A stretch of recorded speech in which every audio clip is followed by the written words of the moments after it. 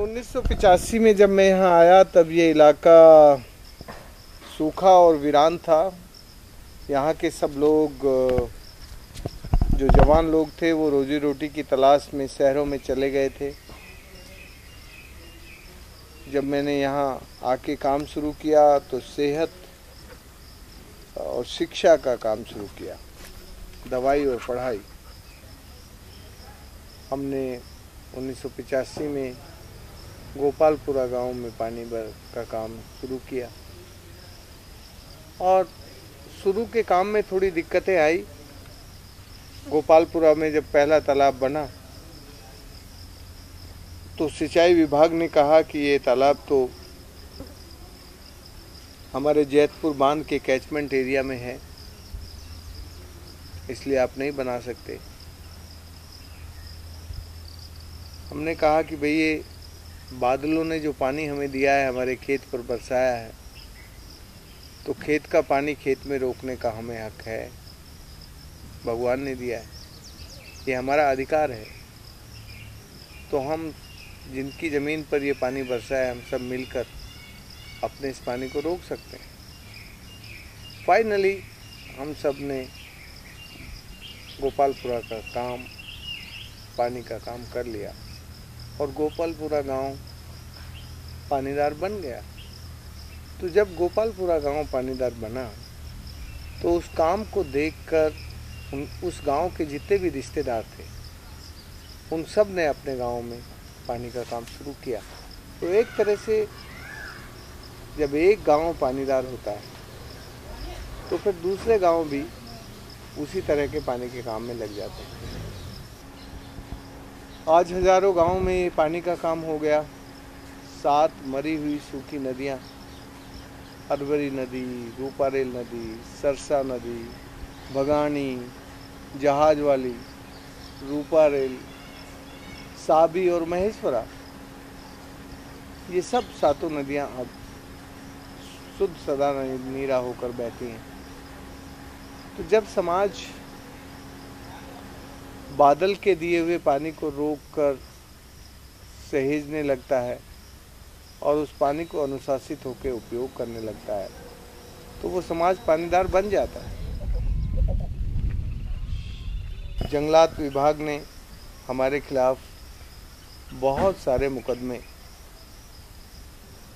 दर्ज किए थे, सिंचाई विभाग ने दर्ज किए थे, लेकिन हम अपने काम में लगे रहे क्योंकि ये सब काम हम अपने लिए नहीं कर रहे थे, अपने समाज के लिए कर रहे थे।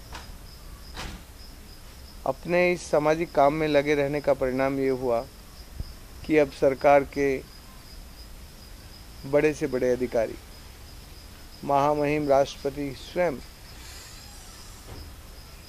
आए, यहाँ का काम देख के गए, फिर तो मंत्री, अधिकारी सब धीरे धीरे आके इस काम को देखने लगे। अब तो सरकार ने इस काम को एक तरह से अपना काम मानने की कोशिश की है।